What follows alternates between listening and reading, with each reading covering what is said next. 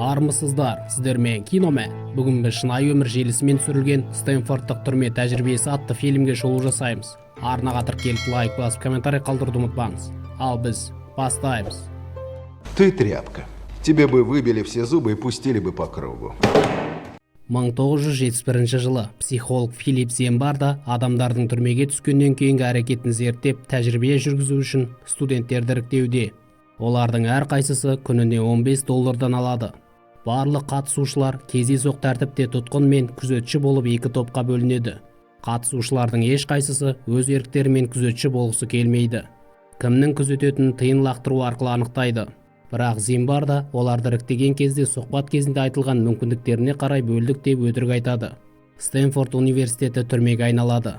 Тәжірибе жасаушылар үнемі күзетшілерді бақылайтын болады. Оларға тұтқындарды ұруға әрі физикалық түрде мазақ етуге тыйым салынған. Дэниел үшін эксперимент өзін тұтқындаған секілді істен бастау алады. Қылмыскер өзін қайда апарғанын түсінбес үшін көзін таңып тастайды. Содан кейін күзетшілерге арнайы киім мен қара көзілдірік береді. Паркер бірден бейнеге еніп Дэниелге тыр жалаңаш шешінуді бұйырады. Бозбала жаурай бастап бірінші мәрте өзін жайсыз сезінеді. Тұтқынды залалсыздандырып, киім кигізіп, шынжыр тағады. Басына қысып тұратын қалпақ кигізіп, енді бұдан былай Дэниел емес, 86-12 тұтқын екенін айтады.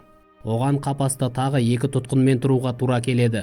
Зимбарда арнайы маман ретінде нағыз түрмеде 12 жыл отырған Джесси Флетчерді шақыртады. Ер адам бұл жерде не болып жатқанын сұрайды. Зимбарданың мақсаты адамдарды тұлғалығынан айыру, сол себепті барлығы бірдей киінген. Әрі түрменің жеке басқа қалай әсер ететінін бақылау. Қапастағы жігіттер қалжыңдасып, өздерінің рөлдерін ойнайды. Барлық тұтқындарды сапқа тұрғызады. Паркер оларға ереже жайлы баяндап береді. Сарапшының бірі түрме директорының міндетін атқарады. Кейбір студенттер күзетші болғанына разы емес, бірақ біреуі өзінің қолына түскен билікті бірден сезінеді. Түскі астан кейін Арчер тұтқынның бірінен темекісін тартып алады. Бірақ келісім шарт бойынша ол темекісін шеге алады. Сол сәтте ол Дэниелдің маңына үстел үстінен ұрып сөйлесуге тыйым салады. Қапаста Дэниел жағдайға разы емес. Оларға күзетке қарағанда қиындау, бірақ өтемақы бірдей. Тұтқынның бірі көзілдіріксіз, ал біреуі үнемі қабылдап жүрген витаминінсіз қалады. Бірақ күзетшінің ешқайсысының олардың қамын ойлайтын ойы жоқ. Тұтқындарға жақындарына хат жазу үшін қағаз бен қарандаш ұстатады.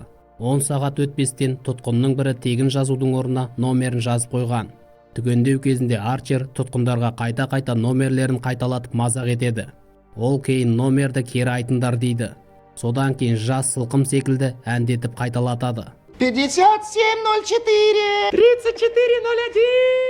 Жігіттер күліп жібереді. Оларға жаза ретінде орындарынан секіртіп қояды. Зимбарда Арчерге бірден рөлге енген үшін разы болады. Тұтқындар тез әрі анық айтқанша номерлерін баяндайды. Бірақ Арчердің тоқтайтын ойы жоқ. Ол тұтқыннан көрші тұрған адамның номерін айтуды бұйырады. Ал айта алмағаны жаттығу жасайды. Барлығының көңілдері түсіп кетеді. Ну что, вам понравилась перекличка? Нет, сэр.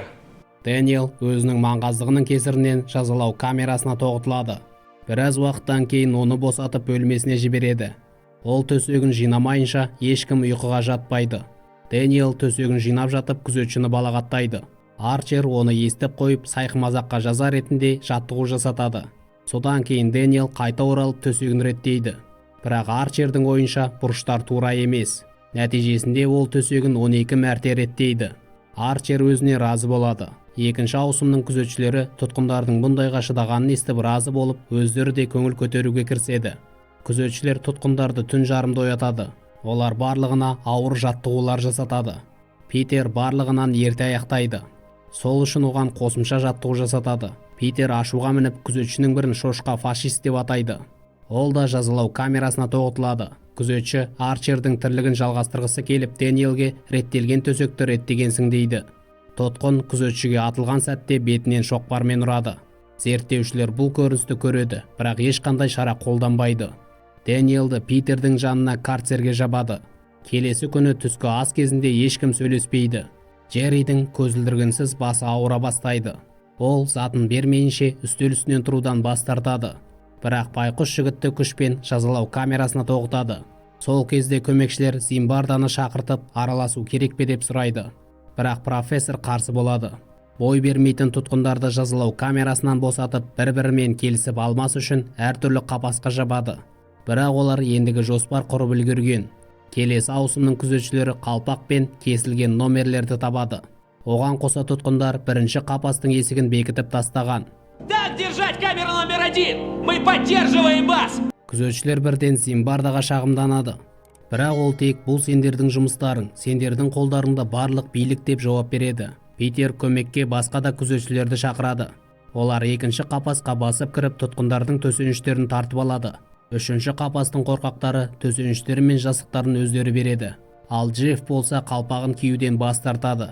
Оны еденге жатқызып, аяқ қолын арқанмен байлап тастайды. Содан кейін тәртібі жақсы үшінші қапастың тұтқындарына арнайы түскі ас береді. Джерри ақыры көзілдірігін алады. Сол түні тынымсыз Дэниел есіктің құлпысын бұзып, көршісімен бірге қапастан шығады. Бірақ қашқындар шығар жердің қайда екенін білмейді. Олар кішкене күзетшіні итеріп жіберіп әрі қарай жүгіреді. Бірақ артынша басқа да күзетшілердің қармауына түседі.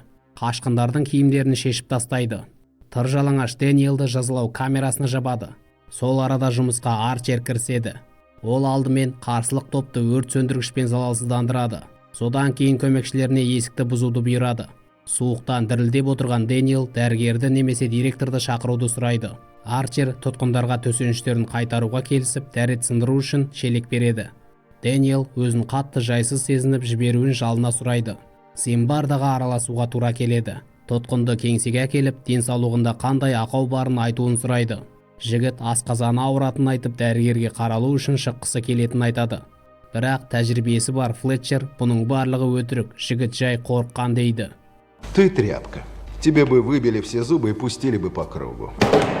Дэниел күзетшілер барлық шектеуден шыққанын айтып шағымданады. Из того, что я видел, границы как раз переходишь ты. Зимбарда Дэниелдің өзі кінәлі екендігін айтады. Ол тәртіпке бағынбайтын тұтқын. Әңгіменің соңында профессор күзетшілерге жай әрекет жасауын сұрайтынын айтады. Әрине, ешкім күзетшілермен сөйлеспейді. Оған қоса ешкім оны бұл жерден шығармайды. Дэниел қайта келіп сапқа тұрады. Ол бірден бұның барлығы эксперимент емес, шындық екенін айтады. Оларды ешкім бұл жерден шығармайды. Жігіт камераға айқайлап жіберуін талап етеді. Бірақ тәжірибенің басталғанына тек 3 күн өтті. Зимбарданың көмекшілері профессорға айтпастан Дэниелді жіберуге шешім қабылдайды.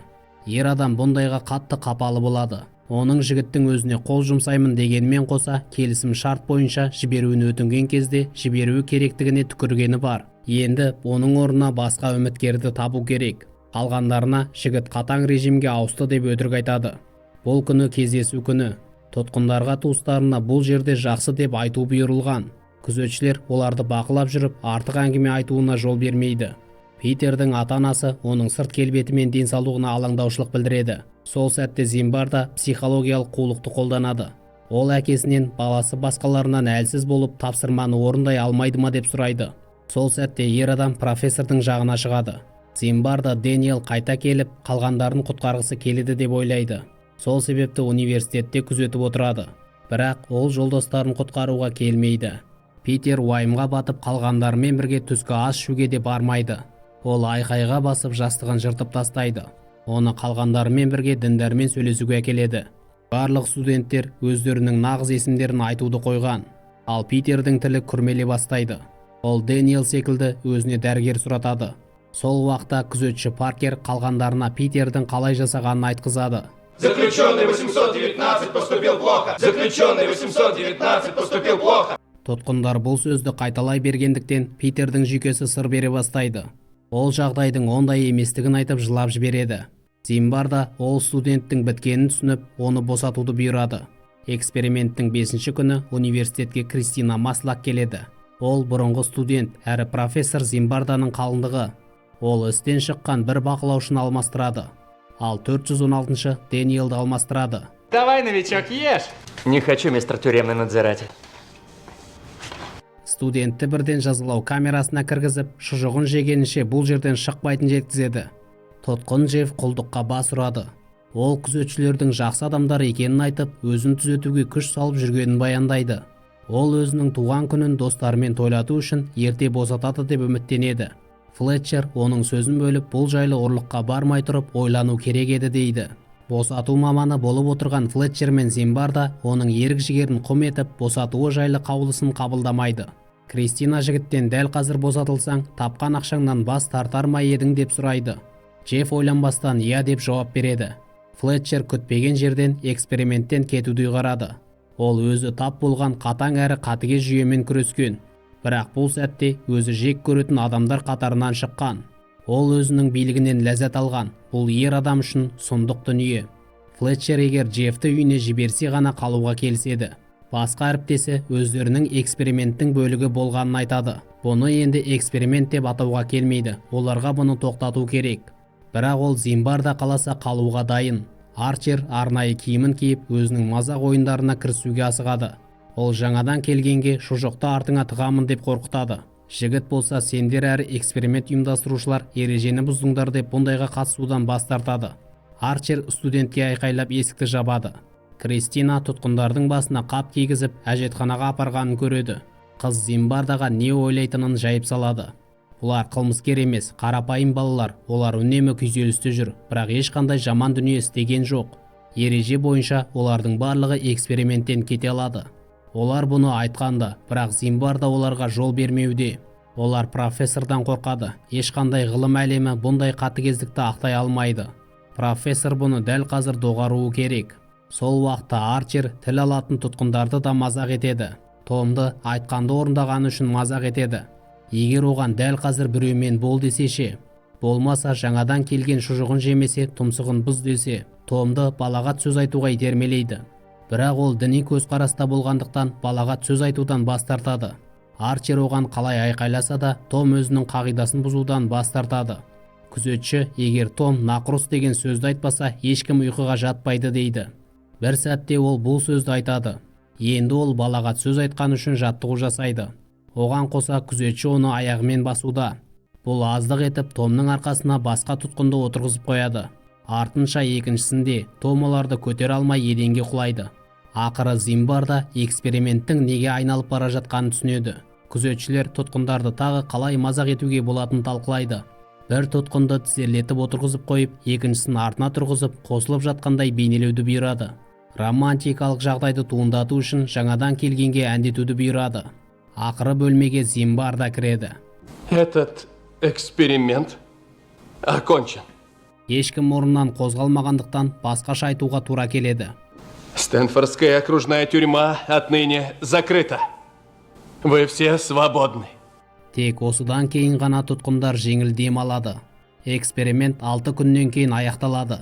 Барлық студенттер күзетшінің әрі тұтқынның киімін кигеннен кейін өздерінің нағыз бейнелерін жоғалтып алғандарын мойындайды. Бұл нағыз түрме болды. Осылай фильм аяқталады. Арнаға тіркеліп лайк басып комментарий қалдыруды ұмытпаңыз. Сіздермен Киномен.